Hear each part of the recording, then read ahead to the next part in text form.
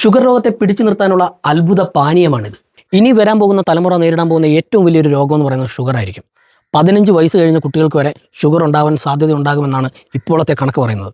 കാര്യം ഇപ്പോൾ ഉള്ള ചെറിയ കുട്ടികൾക്ക് ബിസ്ക്കറ്റ് പോലുള്ള മധുര പലഹാരങ്ങൾ അല്ലെങ്കിൽ ഈ ബേക്കറി ഐറ്റംസ് ഒക്കെ വാങ്ങിച്ച് നല്ലപോലെ കൊടുക്കാറുണ്ട്. വീടുകളിലൊക്കെ നമ്മൾ ഈ കുട്ടികൾക്ക് വേണ്ടി ചായയുടെ കൂടെ ഈ പറഞ്ഞ ബിസ്ക്കറ്റ് അതുപോലുള്ള കേക്ക് ഐറ്റംസ് ഒക്കെ ഒരുപാട് കൊടുക്കാറുണ്ട്. ശരിക്കും നിങ്ങളുടെ കുട്ടിയോട് ചെയ്യുന്ന ഏറ്റവും വലിയൊരു ചതിയാണത്. ശരിക്കും നിങ്ങൾ ഇതിൽ നിന്നും ഒന്ന് പിന്തിരിയണം എന്നാണ് എനിക്ക് ആദ്യം തന്നെ പറയാനുള്ളത്. കുട്ടികൾക്ക് മധുര പലഹാരങ്ങൾ വാങ്ങിച്ച് കൊടുക്കാതിരിക്കുക, ബേക്കറി ഐറ്റംസ് വാങ്ങിച്ച് കൊടുക്കാതിരിക്കുക. വല്ലപ്പോഴും ഒക്കെ കഴിക്കുന്നത് കുഴപ്പമില്ല കേട്ടോ. സ്ഥിരമായിട്ട് പ്രത്യേകിച്ച് ബിസ്ക്കറ്റ് തീർത്തും ഒഴിവാക്കുക. അപ്പം ബിസ്ക്കറ്റിലൊക്കെ ഒരുപാട് പഞ്ചസാരയുടെ അളവ് കൂടുതലാണ്. അപ്പോൾ ഇന്ന് ഞാൻ കുട്ടികൾക്ക് വേണ്ടിയല്ല പറയുന്നത്, പ്രായമായി പ്രമേഹമായ ഷുഗർ രോഗിയായിട്ടുള്ള ആൾക്കാർക്ക് വേണ്ടിയാണ്. നിങ്ങൾക്ക് എല്ലാവർക്കും അറിയാം, ഷുഗർ വന്നു കഴിഞ്ഞാൽ ഒരു കാരണവശാലും പിന്നെ അതിനെ നിയന്ത്രിക്കാൻ വലിയ ബുദ്ധിമുട്ടാണ്. ഈ പറയുന്ന ഇൻസുലിൻ പോലുള്ള കാര്യങ്ങൾ എടുക്കുക, അല്ലെങ്കിൽ ഗുളിക കഴിക്കുക, മരണം വരെയും ഇത് ചെയ്തുകൊണ്ടേയിരിക്കണം. അപ്പോൾ നമുക്കിന്ന് വീട്ടിൽ തന്നെ, നമുക്ക് പരിസരത്തൊക്കെ തന്നെയുള്ള അല്ലെങ്കിൽ നമ്മുടെ വീട്ടിലുള്ള 1-2 ഐറ്റങ്ങൾ വെച്ച് നമുക്കിതിനെ ഒന്ന് നോർമലാക്കി നിർത്താൻ പറ്റും. അപ്പം അതിനുള്ള ഒരു ടിപ്പാണ് ഞാൻ കാണിക്കാൻ പോകുന്നത്. അതിന് വേണ്ടുന്ന സാധനങ്ങളാണ് എൻ്റെ ഫ്രണ്ടിലുണ്ട്. ഇത് മുരിങ്ങയിലയാണ് കേട്ടോ. മുരിങ്ങയില ഒരുപാടൊന്നും വേണ്ട, കുറച്ച് മാത്രം മതി. പിന്നെ വേണ്ടത് ജീരകമാണ്. ജീരകം കുറച്ചെടുത്തിട്ടുണ്ട്. ഇത് കുറച്ച് ഉലുവ വെള്ളത്തിൽ ഇട്ടേക്കുവാണ്, തലേന്ന് രാത്രിയിൽ ഇട്ടതാണ്.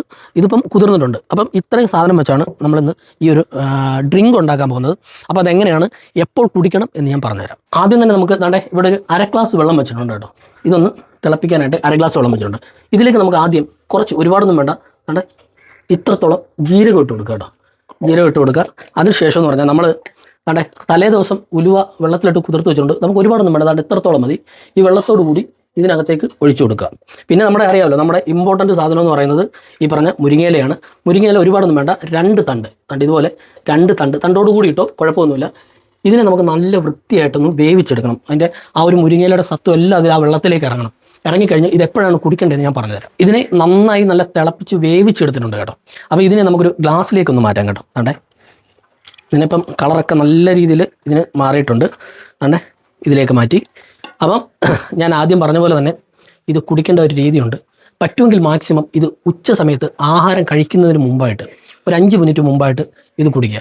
രാവിലെയും വൈകുന്നേരം ഒഴിവാക്കി ഈ പറയുന്ന ഉച്ച നേരങ്ങളിൽ ആഹാരം കഴിക്കുന്നതിന് മുമ്പായിട്ട് ഇത് കുടിക്കുന്നതായിരിക്കും ഏറ്റവും നല്ലത്.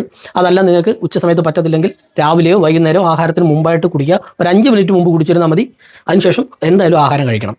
പിന്നെ ഞാനൊരു കാര്യം പറയാം, ഈ പറയുന്ന കിഡ്നി രോഗമുള്ളവർ, അതുപോലെ തന്നെ സ്ഥിരമായിട്ട് മരുന്ന് കഴിക്കുന്നവരൊന്നും ഇത് കുടിക്കരുത്. അതുപോലെ തന്നെ ഗർഭിണികൾ, മുലയൂട്ടുന്ന അമ്മമാർ, അലർജി പ്രശ്നമുള്ളവരൊന്നും ഇത് കഴിക്കാതിരിക്കുന്നതായിരിക്കും നല്ലത്.